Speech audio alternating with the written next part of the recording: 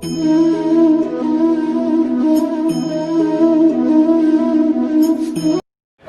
સમજીએ મિત્રો આજે આપણે હદક્રિયાનું નિયમન, એટલે કે હૃદય જે છે એ કેવી રીતે કામ કરે છે, ના કામ કરે છે નહીં, કેવી રીતે એનું નિયમન થાય છે, કામ કેમ કરે છે એ તો આપણે જોયું.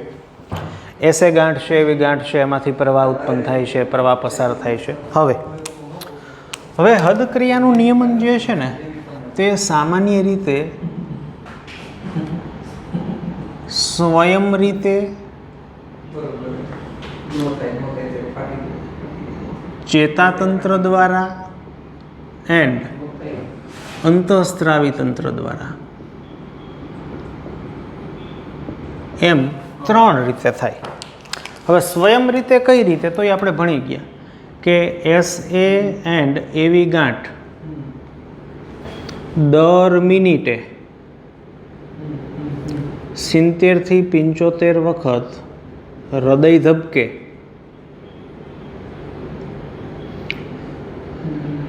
તેટલા પ્રમાણમાં પ્રવાહ પસાર કરે છે, અથવા તો સક્રિય બને છે, અથવા તો કેલ્શિયમ જે છે એની આવન જાવન કરે છે. તો એ આપણને ખબર છે. આગળ ચેતાતંત્ર દ્વારા, હવે આની અંદર આપણે ભણી ગયા કે પરાનુકંપી તંત્ર, અનુકંપી તંત્ર,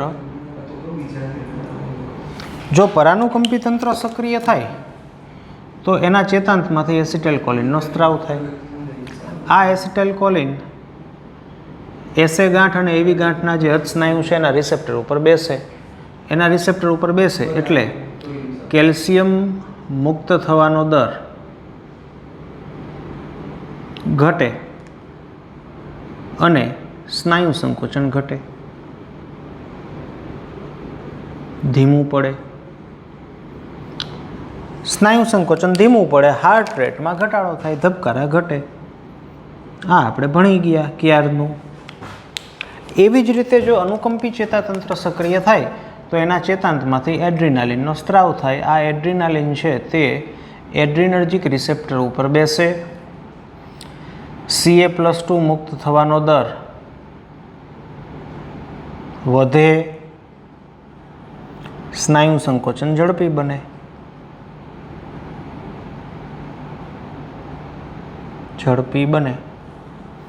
અને હાર્ટ રેટમાં વધારો થાય.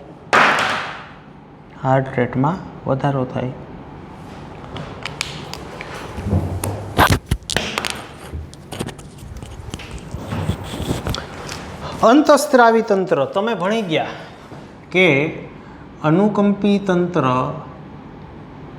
સક્રિય બને ત્યારે એડ્રિનલ ગ્રંથિ દ્વારા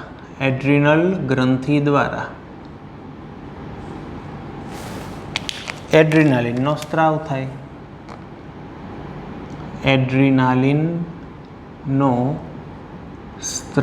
થાય. આ એડ્રીનાલિન એસે ગાંઠ એવી ગાંઠ કે ઇવન સાદા જે સ્નાયુ કોષ છે એ બધા જ સ્નાયુ કોષો ઉપર એડ્રીનર્જિક રિસેપ્ટર છે એની સાથે બેસે, જેથી અંતઃકોષરસ જાળમાંથી એન્ડોપ્લાઝમિક રેટિક્યુલમમાંથી Ca+2 મુક્ત થવાનો દર વધે, ઝડપી સ્નાયુ સંકોચન, હાર્ટ રેટમાં વધારો થાય. સિમ્પલ, હાર્ટ રેટમાં વધારો. તો આપણું જે હૃદય છે એ આપમેળે પણ ધબકે છે. અનુકંપી પરાનુકંપી સિસ્ટમ એક્ટિવેટ થાય તો હાર્ટ રેટમાં ઘટાડો થાય, અનુકંપીમાં વધારો થાય.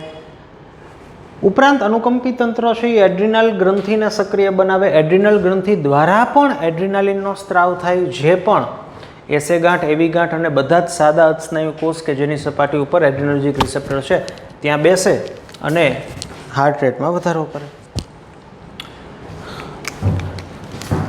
મિત્રો એડ્રીનાલિન છે ને, એડ્રીનાલિન અથવા એડ્રીનાલિન એના બે રોલ છે. એડ્રિનાલિન આપણા શરીરમાં એક ચેતાપ્રેષક દ્રવ્ય અને અંતઃસ્ત્રાવ એમ બંને તરીકે બંને રોલમાં વર્તે છે. એડ્રિનાલિન એડ્રિનલ ગ્રંથિ દ્વારા પણ ઉત્પન્ન થાય એઝ અંતઃસ્ત્રાવ સ્વરૂપે રુધિરમાં ભળે અને આખા બોડીમાં જાય, જે સ્થાને એડ્રિનર્જિક રિસેપ્ટરો અહીંયા અફેક્ટ કરે. ઉપરાંત અનુકંપી ચાલક ચેતા છે એના ચેતાંતમાંથી પણ એડ્રિનાલિનનો સ્ત્રાવ થાય. પણ એસિટાઇલકોલિન છે ને એ ખાલી ચેતાપ્રેષક દ્રવ્ય જ છે, તે અંતઃસ્ત્રાવ તરીકે વર્તતું નથી. મીન્સ કે એક પણ ગ્રંથિઓ એવી નથી કે જે એસિટાઇલકોલિનનો સ્ત્રાવ કરતી હોય. ફક્ત ચેતાના ચેતાંત દ્વારા જ એસિટાઇલકોલિનનો સ્ત્રાવ થાય. તો આખી જે હૃદયની ક્રિયા છે ને એનું નિયમન આવી રીતે થાય. રેડી? ચાલો હવે બે વાત મારે કરવી છે. જોજો મિત્રો કે હૃદ સ્નાયુ કોષમાં કેલ્શિયમ ક્યાંથી મુક્ત થાય? કેલ્શિયમ ક્યાંથી મુક્ત થાય? તો તમે કહેશો કે સાહેબ તમે 108 વખત બોલ્યા છો કે આ કેલ્શિયમ અંતઃકોષ રસજાળમાંથી મુક્ત થાય.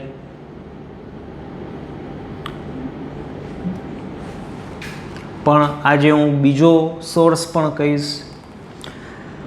કોષની અંદર અંતઃકોષ રસજાળ અને બીજી એક રચના જેને સૂક્ષ્મ નલિકા કહેવાય. આ સૂક્ષ્મ નલિકાઓ મીન્સ કે માઇક્રોટ્યુબ્યુલ્સ એન્ડ એન્ડોપ્લાઝમિક રેટિક્યુલમ અંતઃકોષ રસજાળ એમ બંને સ્થાનેથી બંને જગ્યાએથી કેલ્શિયમ મુક્ત થાય.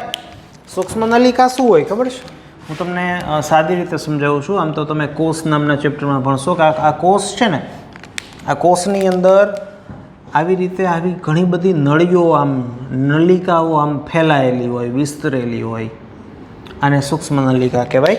એમાંથી પણ કેલ્શિયમ જે છે એ બહાર નીકળે. રેડી? ચાલો વધી આગળ આપણે.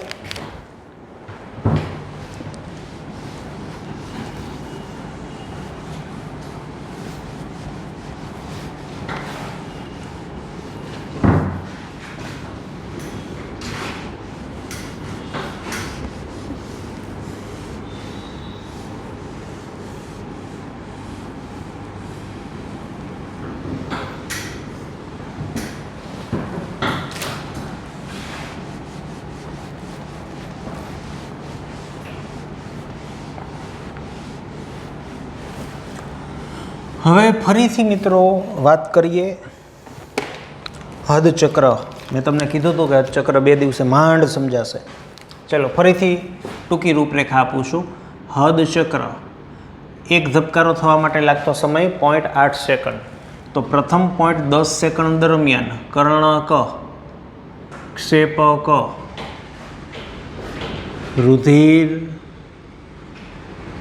દિશા, વાલ્વની પરિસ્થિતિ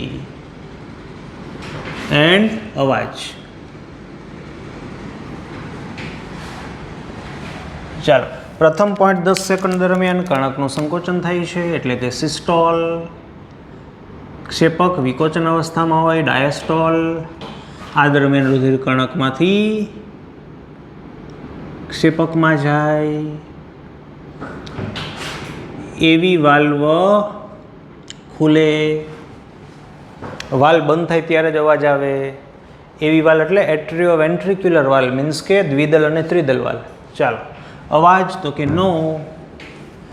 ત્યાર પછીની 0.30 સેકન્ડ દરમિયાન શું થાય છે? કર્ણકનું સંકોચન 0.30 ક્ષેપકનું સંકોચન, ક્ષેપક સિસ્ટોલ, ડાયાસ્ટોલ. બરાબર? રુધિરની દિશા તો કે આવા સમયે ક્ષેપકમાંથી ધમનીઓમાં મીન્સ કે ડાબુ ક્ષેપક હોય તો મહાધમનીમાં, જમણું ક્ષેપક હોય તો ફુફ્ફુસ ધમનીમાં રુધિર જાય. બરાબર? ચાલો આગળ. વાલ્વની પરિસ્થિતિ. એવી વાલ્વ બંધ થાય. અર્ધચંદ્રાકાર વાલ્વ ખુલે. એવી વાલ્વ બંધ થાય એટલે સાઉન્ડ S1 પ્રથમ સાઉન્ડ લબ અવાજ આવે.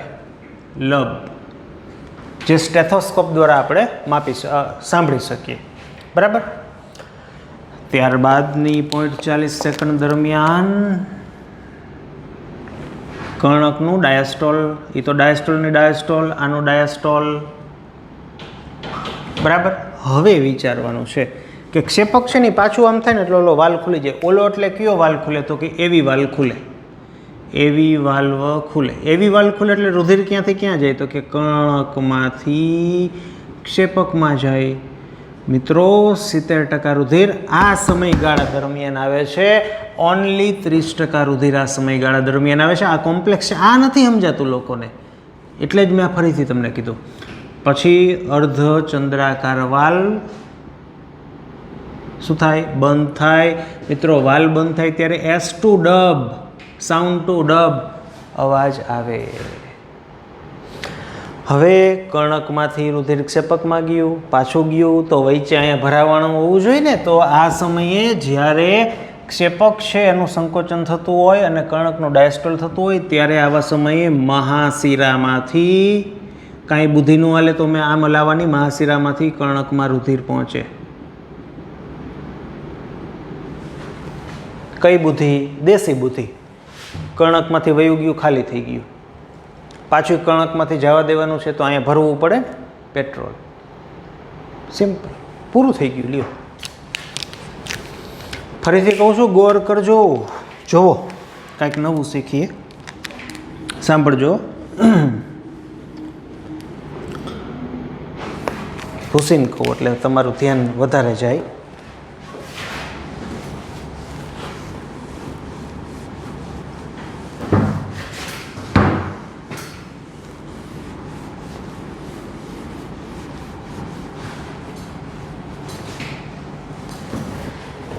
જોજો, સ્ટ્રોક વોલ્યુમ સાદી ભાષામાં લખો, ઇંગ્લિશ ઓછું ફાવે આપણને. સ્ટ્રોક વોલ્યુમ, વોલ્યુમનો સ્પેલિંગ ફાવે. Stroke volume. સ્ટ્રોક, સાહેબ સ્ટ્રોકનો મિનિંગ શું? ઝટકો, આમ ફટકો લાગવો. આમ ન આવે ઓલું ક્રિકેટમાં સ્ટ્રોક માર્યો દ્રવિડે. દ્રવિડે કોઈ દી નથી માર્યો પણ સહેવાગે સ્ટ્રોક માર્યો. એમ સ્ટ્રોક. સ્ટ્રોક વોલ્યુમ એટલે શું? તો કે એક ધબકારા દરમિયાન ડાબા ક્ષેપકની દિવાલ દ્વારા અથવા તો ડાબા ક્ષેપક દ્વારા, દિવાલ નથી લેવું, ડાબા ક્ષેપક દ્વારા મહાધમનીમાં જતા રુધિરનું, પેન બદલાવું છું મિત્રો, રુધિરનું કદ. એટલે કે એક ધબકારો થાય ને, એક ધબકારા દરમિયાન ડાબા ક્ષેપકનું આમ સંકોચન થાય ને અને જેટલું રુધિર જાય ને એ જે રુધિરનું કદ છે, એ જે વોલ્યુમ છે ને એને સ્ટ્રોક વોલ્યુમ કહેવાય. અથવા મેડિકલની ભાષામાં આમ કહેવાય લેફ્ટ વેન્ટ્રિકલ સ્ટ્રોક વોલ્યુમ. ડાબા ક્ષેપકનું સ્ટ્રોક વોલ્યુમ શું છે? તો એનું સ્ટ્રોક વોલ્યુમ છે 70 ml. મીન્સ કે એક ધબકારો થાય ને ત્યારે 70 ml રુધિર છે ને એ મહાધમનીમાં જાય. તો ગણિતવિદો આવી જાજો, તો 1 મિનિટમાં હૃદય દ્વારા કેટલું રુધિર શરીરમાં અથવા તો મહાધમનીમાં જતું હશે? યસ, એક ધબકારો થાય ને સાહેબ તો એમાં 70 ml જાય. તો 1 મિનિટમાં કેટલું થતું હોય? હા, વેરી ગુડ. કેટલા ધબકારા થાય? તો કે એનું સૂત્ર છે heart rate into stroke volume. Stroke volume SV. કેટલા ધબકારા થાય? તો કે ધારો કે આપણે લઈએ 75 ધબકારા થાય 1 મિનિટમાં. 75 ધબકારા 70 થી 75ની રેન્જમાં હોય નોર્મલ એડલ્ટ વ્યક્તિની અંદર, પુખ્ત વ્યક્તિની અંદર.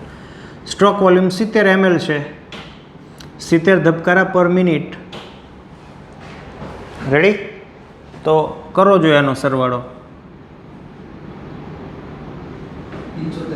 5000 ml પર મિનિટ. મિત્રો એકમ છે ને હંમેશા બહુ ચોખ્ખો લખવો, બને ને તો ગુજરાતીમાં લખવાનો. મિલી પર મિનિટ. Yes, approximate. એટલે કે આપણું હૃદય 5 લીટર રુધિરનું પમ્પિંગ કરે છે પર મિનિટે, જેને કાર્ડિયક આઉટપુટ કહેવાય. શું કહેવાય? આનો સ્પેલિંગ ફાવે છે એટલે ઇંગ્લિશ લખું છું, કાર્ડિયાક આઉટપુટ. તો કાર્ડિયાક આઉટપુટ એટલે શું થાય? તો કે cardiac output is equal two 1 મિનિટમાં હૃદય દ્વારા પમ્પિંગ થતું, આનું ફાવે સ્પેલિંગ, પમ્પિંગ થતા રુધિરનું કદ, એને કાર્ડિયાક આઉટપુટ કહેવાય. ચાલો મેથ્સ વિદો ધ્યાન આપજો. રમેશભાઈનું સ્ટ્રોક વોલ્યુમ 50 ml છે અને કાર્ડિયાક આઉટપુટ 5000 ml છે. તો રમેશભાઈના ધબકારા શોધો.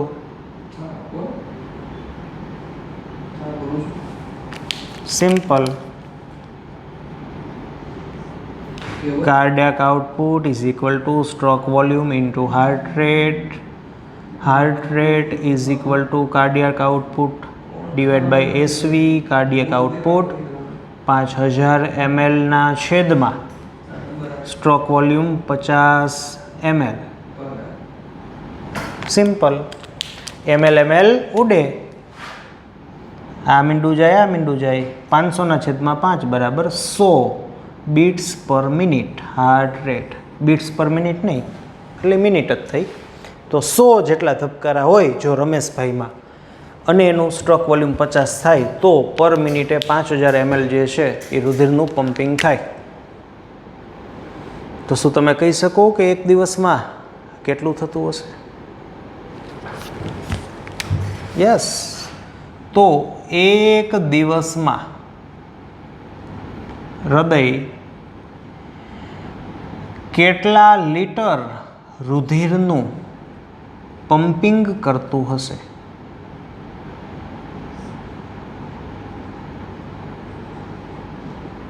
ફક્ત વિચારો. સાહેબ ક્યાં સુધી કામ કરે? 100 વર્ષ સુધી હૃદય કામ કરે છે. મોટર બદલાવી નથી પડતી. આપણે પાણીની મોટર નાખી હોય ને તો એ બદલાવી પડે. 1ની નાખી હોય, 5ની, 2ની, 10ની, મીન્સ કે 1 horse power, 2 horse power, 5 horse power, 10 horse power.